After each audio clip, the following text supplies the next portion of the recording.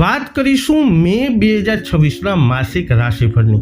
આ વિડીયોમાં ચર્ચા કરીશું ધન તથા મકર રાશિની। તો નમસ્કાર મિત્રો, અંબા એસ્ટ્રોલોજી ગુજરાતી ચેનલમાં આપ બધાનું ખૂબ ખૂબ હાર્દિક સ્વાગત છે। મિત્રો, નિયમિત જ્યોતિષીય માર્ગદર્શનને લગતા વિડીયો જોવા માટે તમે અમારી ચેનલને અત્યારે જ સબસ્ક્રાઇબ કરો।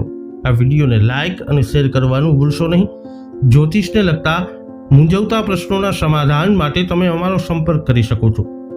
મિત્રો, વર્ષ 2026નું આગામી માસ એટલે કે મે મહિનો તમારા માટે જીવનના વિભિન્ન ક્ષેત્રોમાં કેવો રહેશે એ વિગતવાર તમને જણાવીશું। સર્વપ્રથમ જોઈ લઈએ આ મહિનાનું ગ્રહ ગોચર। તો આ મહિને સૂર્ય 15 મે થી વૃષભ રાશિમાં ગોચર કરશે, તો 14 થી શુક્ર મિથુન રાશિમાં ગોચર કરશે। આ મહિને બુધ 30 એપ્રિલથી મેષ રાશિમાં ગોચર કરશે, તો મંગળ 11 મે થી મેષ રાશિમાં ગોચર શરૂ કરવાના છે। તો આ પ્રમાણેનું ગ્રહ ગોચર તમારા માટે કેવું રહેશે જીવનના વિભિન્ન ક્ષેત્રોમાં મે 2026માં વૈદિક જ્યોતિષ શાસ્ત્ર અનુસાર તમને કેવા ફળ મળવાના છે, આવો વિગતવાર જાણી લઈએ। શરૂઆત કરીશું જેમના નામના અક્ષરો હોય છે ભ ધ ભ ઢ, ધન રાશિ એટલે કે ધનુ રાશિના જાતકોથી શરૂઆત કરીએ તમારા આરોગ્યથી। આ મહિને તમે અપેક્ષા રાખી શકો છો કે સૂર્ય દ્વારા તમને મળેલી શક્તિ અને જોમ ખરેખર તમારા પક્ષમાં કામ કરશે અને તમને કોઈ પણ ગંભીર બીમારીઓથી મુક્ત રાખશે। તમને અચાનક ગંભીર બીમારી થવાની પણ શક્યતાઓ થોડી રહેશે, જે થોડા સમય માટે રહી શકે છે, પરંતુ મોટા ભાગે નિયંત્રિત થઈ જશે। તેમ છતાં તમારે બધી સાવધાની રાખવી જોઈએ અને તમારા સ્વાસ્થ્ય પ્રત્યે સંપૂર્ણપણે બેદરકાર બનવું ન જોઈએ। તમારી પુનઃપ્રાપ્તિ પ્રક્રિયા વિશે સાવધાન રહેવાનું વધુ કારણ છે। આ સમયે તમારા માટે એક મુશ્કેલ અને ધીમી પ્રક્રિયા હશે, તેથી જો તમને નાની બીમારી પણ થાય તો તાત્કાલિક તબીબી સારવાર લેવી એ એક સારો વિચાર છે। આ ધ્યાનમાં રાખવું મહત્વપૂર્ણ છે, ભલે તે શક્ય હોય કે તમે ગંભીર બીમારીઓથી મુક્ત રહેશો। વાત કરીએ ધનુ રાશિના જાતકોની નાણાકીય સ્થિતિ કેવી રહેશે। તો આવનારો મહિનો તમારી નાણાકીય સંભાવનાઓ માટે સારો નથી। કોઈ પણ મુકદ્દમા કે વિવાદનો નિર્ણય તમારી વિરુદ્ધ લેવામાં આવી શકે છે, તેથી તમારા નિર્ણયને મોકૂફ રાખવાનો પ્રયત્ન કરવો જોઈએ। સરકારી સંસ્થાઓ કે વિભાગો સાથેના વ્યવહારો પણ વિવિધ સમસ્યાઓથી ભરેલા રહી શકે છે, નુકસાન પણ શક્ય છે। હકીકતમાં તમારામાંથી મોટાભાગના લોકો તમારા આયોજિત નફાને પ્રાપ્ત કરવામાં અસમર્થ રહેશે। આ તમારામાંથી નાના લઘુમતીને પણ લાગુ પડશે, જેઓ વિવિધ પ્રકારના કૌભાંડોનો સામનો કરવા ટેવાયેલા છે। કોઈ પણ રોકાણ અથવા નવા સાહસો માટે વાતાવરણ અનુકૂળ રહેશે નહીં। વાત કરીએ કારકિર્દીની। આ મહિનો તમારા વ્યાવસાયિક ભવિષ્ય માટે ખૂબ જ ફાયદાકારક રહેશે। તમને તમારા વર્તમાન સ્થાનની બહાર પોસ્ટિંગ આપવામાં આવે અથવા વ્યવસાયિક હેતુઓ માટે મુસાફરી કરવામાં આવે તેવી શક્યતા છે, જે ખૂબ જ ફાયદાકારક રહેશે। સૌથી ફાયદાકારક દિશા પૂર્વ દિશા રહેશે। એવી પણ શક્યતા છે કે તમારા પિતા અથવા પરિવારના કોઈ વૃદ્ધ સભ્યના સંબંધો તમારા વ્યવસાયિક વિકાસ માટે ઉપયોગી સાબિત થશે। તમારે કામ પર કોઈ પણ પ્રકારના રાજકારણથી દૂર રહેવાનું ધ્યાન રાખવું જોઈએ। તમારે આ બાબતોમાં દ્રઢતાથી કામ કરવું જોઈએ, ભલે તમને આવી પ્રવૃત્તિઓમાં સામેલ કરવાનો પ્રયત્ન કરવામાં આવે। વાત કરીએ ધનુ રાશિના વિદ્યાર્થીઓની। આ મહિનો તમારા શિક્ષણ માટે ખૂબ જ સારો છે, જ્યાં થોડી સારી નસીબ તમને ખૂબ મદદ કરશે। ટેકનિકલ વિદ્યાર્થીઓ માટે આ સમય ખૂબ જ ઉત્પાદક રહેશે અને તેમાંથી કેટલાક કુશળતા ધરાવતા ક્ષેત્રોમાં નોંધપાત્ર સફળતા પ્રાપ્ત કરી શકે છે।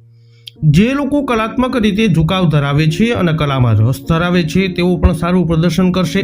તમારામાંથી મોટાભાગના લોકો વિગતો અને કુશળતાને ગ્રહણ કરવા માટે તૈયાર રહેશે, જે તમને વધુ ઝડપથી કામ કરવામાં મદદ કરશે। વધુમાં તમારામાંથી મોટાભાગના લોકો તમારા લક્ષ્યોને પ્રાપ્ત કરવા માટે મજબૂત ઈચ્છા શક્તિથી ભરપૂર રહેશે। તમારા પ્રયત્નોમાં દ્રઢ રહો અને તમને ખરેખર નોંધપાત્ર સફળતા મળી શકે છે। વાત કરીએ પારિવારિક સ્થિતિની। નસીબ આ મહિને પારિવારિક દ્રષ્ટિએ તમારા પક્ષમાં નથી, તેથી આવનારો મહિનો તમારા પરિવાર માટે ફાયદાકારક નહીં રહી શકે। એવી પ્રબળ શક્યતા છે કે તમારામાંથી કેટલાકને તમારા પિતા સાથે ગંભીર મતભેદ થાય, અને આ મતભેદોને ટાળવું જોઈએ અને તમે મુશ્કેલીના સ્થળોથી દૂર રહીને કોઈ પણ તકરાર ટાળીને આવું કરી શકો છો। નાણાકીય મુશ્કેલીઓ ઊભી થઈ શકે છે। ખર્ચનું કાળજીપૂર્વક આયોજન તમને મુશ્કેલીથી દૂર રાખવામાં મદદરૂપ થઈ શકે છે। ભૂલો ટાળો અને સંભવિત ખર્ચનો સચોટ અંદાજો લગાવો। હવે વાત કરીએ જેમના નામના અક્ષરો હોય છે ખ અને જ, મકર રાશિની। શરૂઆત કરીએ આરોગ્યથી। આ મહિનો તમારા સ્વાસ્થ્ય માટે ખૂબ જ ઉત્સાહજનક છે। જેમને પાચન સંબંધિત સમસ્યાઓ હોય છે તેમને પણ રાહત મળશે। જેમને ખાંસી, સરદર્દ, શ્વાસ નળીઓનો સોજો હોય છે તેમને પણ રાહત મળશે। આનો અર્થ એ છે કે તમારી સામાન્ય સ્થિતિમાં સુધારો થશે। તમને સ્નાયુઓમાં ખેંચાણનો અનુભવ થઈ શકે છે, જો કે થોડા સમય માટે રહેશે અને તેનાથી કોઈ ગંભીર સ્વાસ્થ્ય સમસ્યાઓ થશે નહીં. આ મહિનો સારો છે, જે દરમિયાન સામાન્ય સંભાળ અને ધ્યાન સાથે તમે એકદમ ફિટ રહેશો. વાત કરીએ મકર રાશિના જાતકોની નાણાકીય સ્થિતિ કેવી રહેશે. તો આ મહિને ગ્રહો તમારા નાણાકીય ભવિષ્ય માટે કંઈ અનુકૂળ બતાવતા નથી. આ મહિને તમારો સામાન્ય આત્મવિશ્વાસ પહેલ તમને છોડી દેશે, પ્રગતિમાં અવરોધો ઊભા કરશે અને સ્થિરતા લાવશે. સંજોગો મોટાભાગે બિનસહાયક રહેશે અને તમારામાંથી મોટા ભાગના લોકો પાસે ધીરજ રાખવા માટે તમારા પ્રયત્નો ચાલુ રાખવા સિવાય કાંઈ બીજું ખાસ રહેશે નહીં. આ સમય પરિવહન ઉદ્યોગ સાથે સંકળાયેલા લોકો માટે ખાસ કરીને પ્રતિકૂળ બની શકે છે. રોકાણો અને નવા સાહસો માટે વાતાવરણ પ્રતિકૂળ રહેવાની શક્યતા છે. તેથી આવી કોઈ પણ યોજનાઓ મુલતવી રાખવી જોઈએ અને વધુ સારા સમય અમલમાં મૂકવી જોઈએ. વાત કરીએ કારકિર્દીની. આ મહિને તમે તમારા શ્રેષ્ઠ પ્રદર્શન અને અત્યંત સંતોષકારક પરિણામો પ્રાપ્ત કરશો. તમારામાં શિકારીની વૃત્તિ આવશે અને તમે એકલા મનની કાર્યક્ષમતા સાથે તમારા લક્ષ્યો પર ધ્યાન કેન્દ્રિત કરશો. સફળતા સ્વાભાવિક રીતે જ અનુસરશે. તમે તમારા લક્ષ્યોને પ્રાપ્ત કરવા માટે ખૂબ જ મહેનત કરશો. આનો અર્થ એ પણ છે કે તમારે ખૂબ મુસાફરી કરવી પડશે, જે દરેક માટે ફાયદાકારક સાબિત થશે. આ માટે સૌથી અનુકૂળ દિશા પશ્ચિમ છે. તમારી પાસે સાહસિક અભિગમ હશે, જેમાં જોખમનું એક સહજ તત્વ પણ સામેલ છે. તમારે સાવધાન રહેવું જોઈએ અને આ ઉત્તેજનાને તમારા પર હાવી ન થવા દેવી જોઈએ. આ સંદર્ભમાં થોડો સંયમ રાખો. વાત કરીએ શિક્ષણની. આ એક અદ્ભુત મહિનો છે, જેમાં તમારામાંથી મોટા ભાગના લોકો તમારા શિક્ષણમાં સારું પ્રદર્શન કરશે, કારણ કે ગ્રહો તમારા પક્ષમાં છે. સૌથી અગત્યનું, તમારામાંથી મોટા ભાગના લોકોમાં ટોચ પર પહોંચવા માટે જરૂરી પ્રેરણા અને ઉત્સાહ હશે.